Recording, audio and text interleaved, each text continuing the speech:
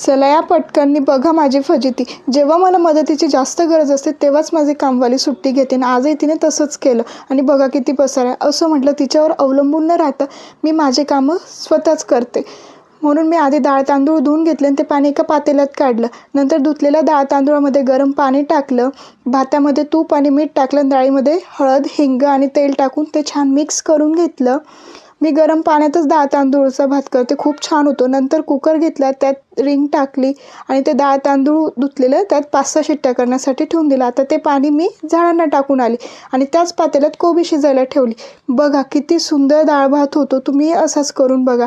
नंतर मी कोबीची भाजी आणि घेवड्याची भाजी केली होती आणि फोडणीचं वरण। आता बाई आली नाही म्हणून मम्माला मदत म्हणून अनिशनेच वॉशिंग मशीन लावलं आणि बघा माझं किचन किती सुंदर आवरून झालंय।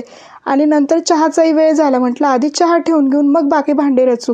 मग चहा ठेवायला घेतला तर बघते काय दूधच संपलं, म्हणून म्हटलं आधी दूध घेऊन येते। मग दूध घेऊन आली, ते तापायला ठेवलं, तोपर्यंत माझे भांडे रचून होतील म्हणून मी भांडे रचायला घेतले आणि तेवढ्यात माझे भांडेही रचून झाले, दूधही गरम झालं म्हणून छानसा चहा केला आणि तो उकळला आणि मी तो सर्वांना दिला। आता मी तर चहा घेते, तुम्हीही चहा घ्या आणि आजचा व्लॉग आवडला असेल तर please like, share and subscribe to my channel. Bye bye.